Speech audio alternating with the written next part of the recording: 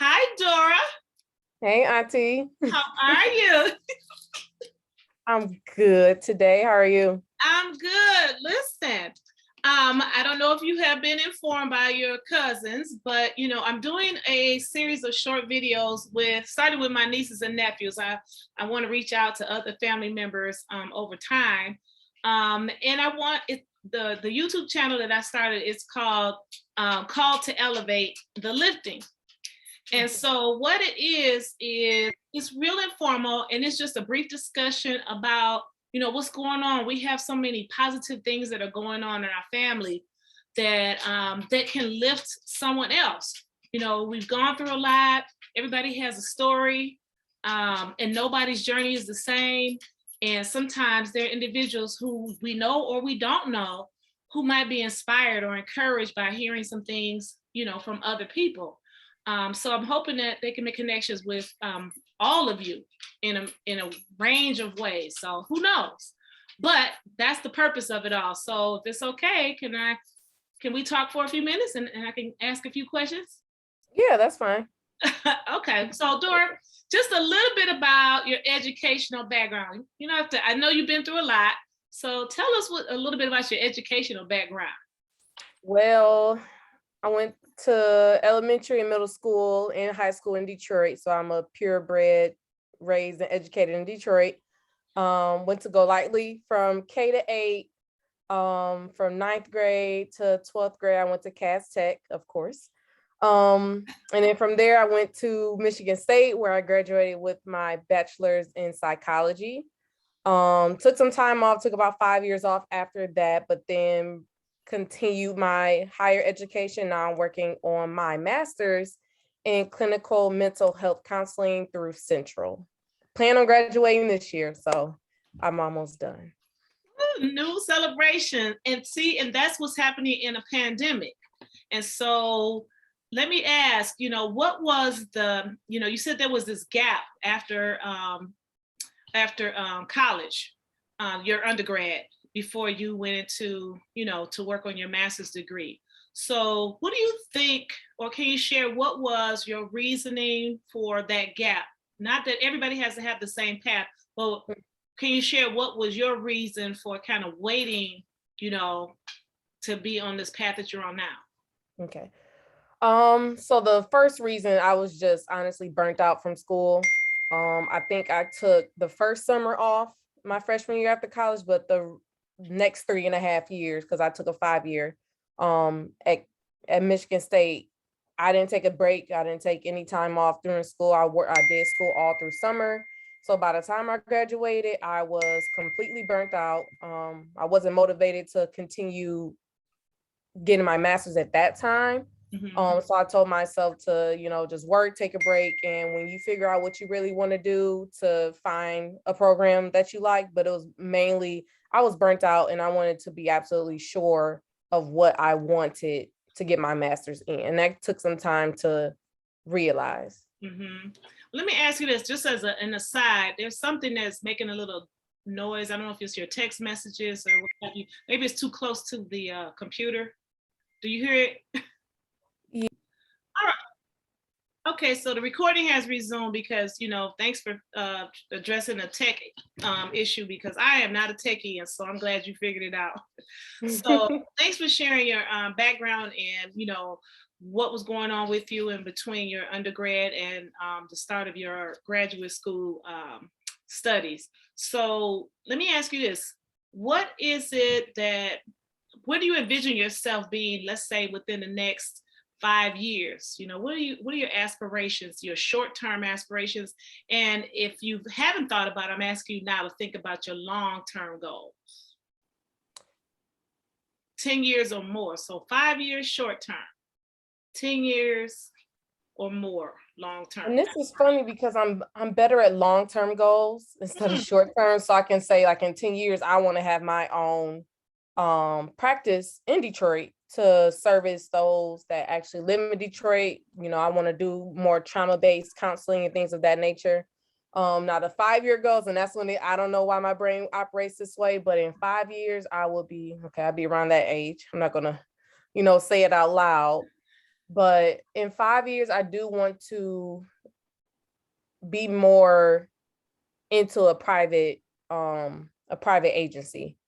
That's job wise. That's where I want to be, just so I can start getting my feet wet with the kind of population I want to serve, and where I want to be. Because I know I don't want to work for big agencies or big companies. I want something a little more intimate. So I know at least in 5 years that I want to be in a setting that's more intimate for the clients that I plan to see. Outside of that, well, on a personal level, I do hope to be married in 5 years. I am at the place where I think well, now I don't think I know I'm ready to start settling down. So, working on that, but job and dream wise, I do want to have my own practice, whether it's just me and a couple other people, but that's my long term, is to be able to set up my own practice in Detroit. So it's easier for people to get there. It's just, I want something that's more convenient and not like bank account breaking, for people who really need it. So your background is going to be related to mental health, correct? Correct. Okay. So, mental health has had such a stigma, and I you can tell me if I'm wrong. Perhaps things are getting better, but especially in the African American community, where mental health, sometimes people don't go and seek mental health services. They think that, something is wrong, or they'll be labeled or be seen by others as being, I don't know, weak, or, there are other stereotypes. How do you break, stereotypes like that? How do you get past or get the message out to people in people of color specifically, who don't seek services for mental health issues, to better their own lives? How do we get the message out, that it's okay to acknowledge that everything is not okay, and it's okay to reach out for help? What do you think? I think, because that's a heavy topic and so common. I think overall it's getting better with the millennials down to Gen Z. We're more open to saying, oh, well, you need some counseling, you need therapy, or going to it ourselves. But it still can be hard to reach people because they do think they don't need the help. They think they're strong enough to do it. They think that they just don't feel comfortable opening up to a stranger. I know that's a big thing. And like you said, they don't want to be seen as odd or as strange because they're a person who needs to go to counseling or therapy, or whichever you want to put it. The way I see to reach them is to, I don't want to say lead by example, but to put more people in front of it that look like them. So if they see more African American counselors or people who are in counseling, friends and family, they may be more open and receptive to going to any kind of mental health services. I think when you see other people that look like you doing something that you're fearful of, you are more likely to at least test it out yourself, or at least do a little more research into it, because you're like, oh, I see people like me doing it. So I think the best way to kind of break that mold is to, just lead by example, put people that look like them in the forefront so that everybody else can start trickling in. Okay, that's a good idea. And something else came to mind as I was listening to you, is that it may be perhaps a financial issue. Are services like for mental health, are they more often than not covered by most insurances, or are there services that are just absolutely free, that maybe they just don't know about? I'm thinking sometimes the word of mouth about what's free or what's low cost also could be, a challenge to families. Like, I didn't know that was available for little to nothing, financially speaking. So financially is based off of the agency, the office, the practice, or they can accept certain insurances or they can reject others. I know a lot of places that unfortunately don't take Medicaid or Medicare, so that eliminates a good chunk of the population. And you can have those that don't have Medicare or no insurance at all that can't afford a $75 bill every time they want to go, talk to someone. And the one thing people are, because the clients I serve now are unaware of this, they don't know to call the number on the back of their insurance card and ask them what mental health services are available to me. And they'll be able to tell them anyone in the area that they pay for that, or that's either low cost or completely covered. I have to educate people on that, which they mind blown. And I'm like, yeah, ask your insurance. They will tell you who you can see to get this kind of service. But outside of that, is based on the agency, the office, the service that if they want to take certain insurances. I know Medicaid is the one that's a little, not saying it's more tricky, but a lot of places don't want to serve the population that comes with Medicaid. I'm learning that now. So they're a lot more hesitant to take on that kind of population. Well, I mean, is it something that you can share why, or is that just, that's just an opinion versus, if it's too sensitive, I understand that, So I don't, it's not too sensitive. It's more of, because I know ethically, per our ethics, you can't deny someone services, but you can choose not to accept certain insurances because you don't want to service a certain kind of population. Some people or places do want to service more higher end clientele, so they don't set certain insurances. It is no matter what they say, it always is a little bit of bias in there. And it's just their preference of seeing a certain community. So they X out anything that takes away from who they want to serve. Yeah. That's a sad truth. It is, and that's why I'm adamant about being in the city and accepting the insurance that comes with that population, because they are just as worth needing services as any other person. Absolutely. The need is universal. Yes, absolutely. Well, that's very interesting. So let me ask you this. Okay, let's switch gears a little bit. Okay, so we talked about the background and your business side. So I know that you have a little side, business that should I say, can I say a hobby that has now become almost like your secondary career, and it has to do with a particular sport that I know and love so much. Talk about what you're doing on the side that makes you, we have the job that pays the bills and gives you a different type of, fulfillment, but then you have another, little something that's close to your heart. Talk about that a little bit. So you're talking about volleyball. Of course. And it definitely was a hobby at first. I played in high school, a little intramural in college, but I picked it back up because I had the bright idea that I wanted to coach. I didn't just want to play, I wanted to coach. So I teamed up with my best friend. We've always coached together in the 5 years. I'm going on 5 years as a coach, and me and her have always coached together. And now we run our own volleyball club called Detroit Level Up. Nice. And that is like you say, you have work that's, it pays the bills, you get some fulfillment out of that, but coaching truly makes me happy. I will never be bored, never be tired of it. It's a different kind of fulfillment, and I absolutely will be lost if I don't know where I would be if I wasn't coaching, because I'll be drowning somewhere. Well, there's always a need. And so what I really love about it is that, the seed was planted in you when you started playing volleyball.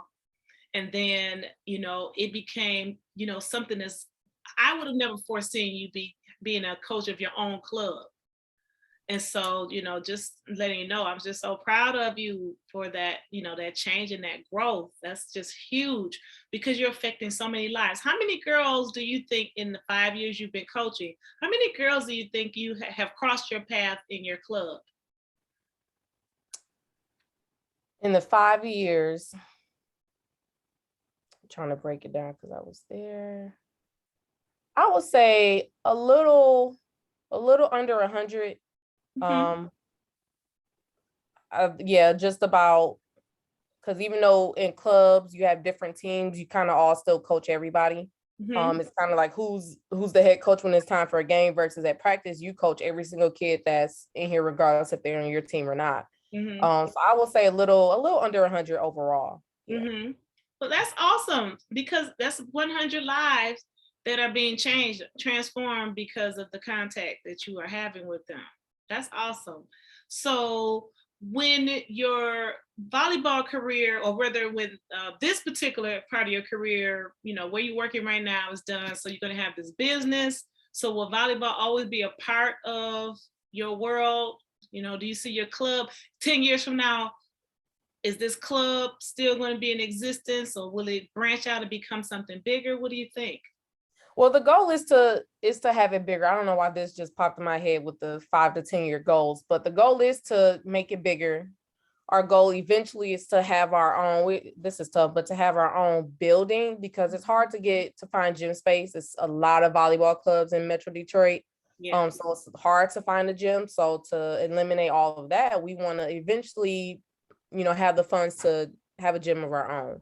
Mm-hmm. But I do, volleyball in my head is not going away. I don't ever plan on it going away. This is always going to be a piece that I put my energy into. Okay. I love it. Well, what's the name of the club again? Detroit Level Up Detroit Volleyball Level Up. Club. Do you have a website, or how will people reach out to you if they want to enroll their girls? The age, cost, what can you share? Well, we coach ages right now. We have we call them our minis, and the youngest is 8. So that team is mostly like 8 to 10, 11. And then, we have the older girls and the higher middle school and high school girls. We do have an Instagram, Detroit Level Up VBC. You can ask any questions, DM us on there. All coaches have access to that. So you're speaking to a coach whenever you do message there.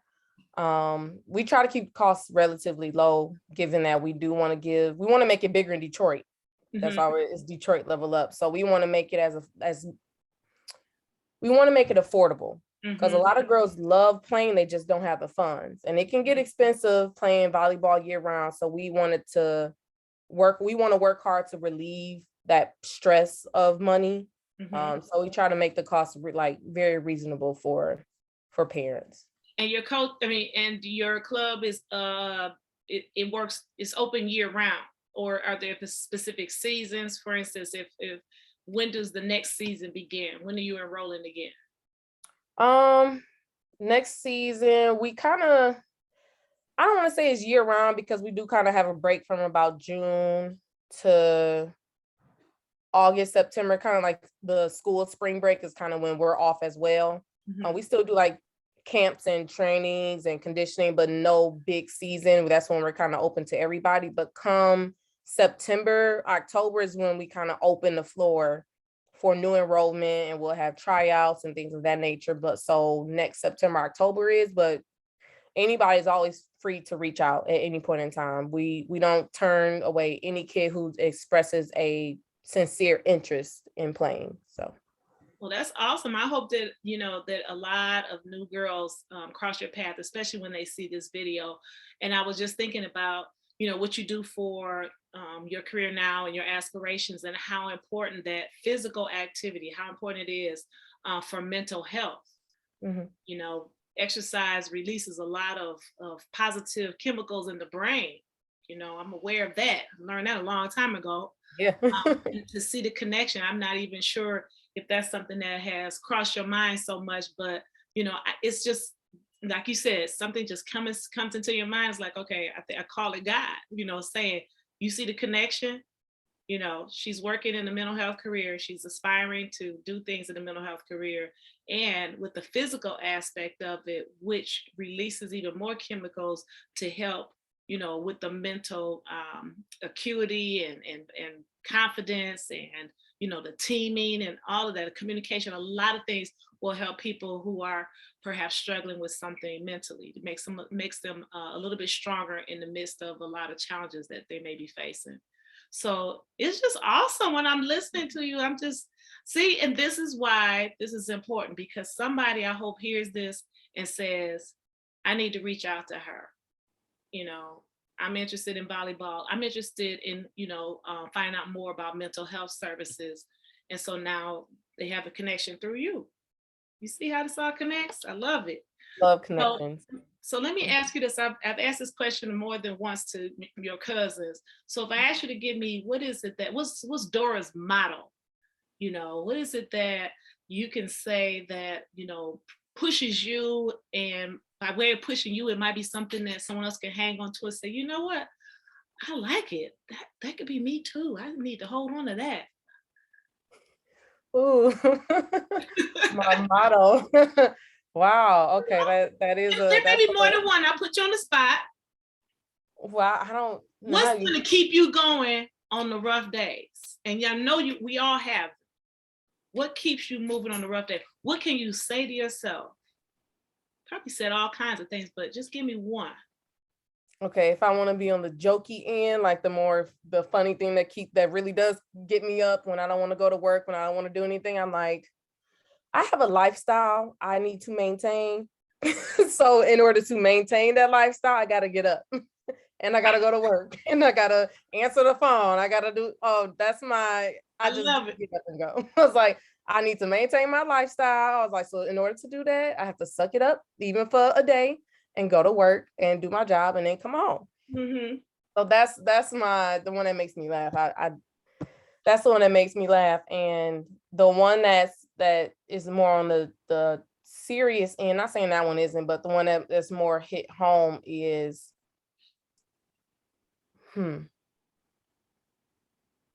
I like to just say, like, you've been through worse. Mm. I don't know if that sounds very cold, but to me, when I feel like I'm like really down in the dumps, like when I'm like, I had moments where I was really like in a dark place, like it was bad. And I'm like, when I feel myself getting down, now I was like, no, you've been through worse. So that means you can get through this. So that's more my like kind of shake myself out, whatever headspace I'm in. It's like you've been through worse, and meaning that since you got through that, you can get through this. So those are my two phrases that I live by. Well, don't fall out when I tell you this. I promise you. I just said that yesterday. To somebody we know and love. You know, no matter whatever you're going through right now, you've been through worse and you survived that. So you'll get through this as well. And just yesterday, just said it. I'm having a little hallelujah moment going on in my head right now. That's just confirmation. That's just confirmation, but that's how God works. So I won't hold you longer, but I really appreciate your time.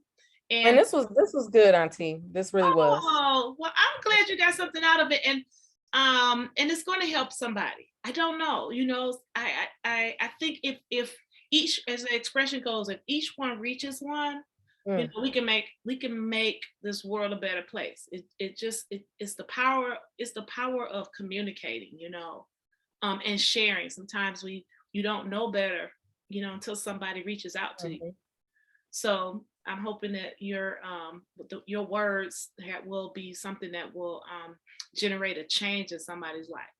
If they reach one person, that's good enough for me. One at a time. One at a time. Well, thank you so much, darling.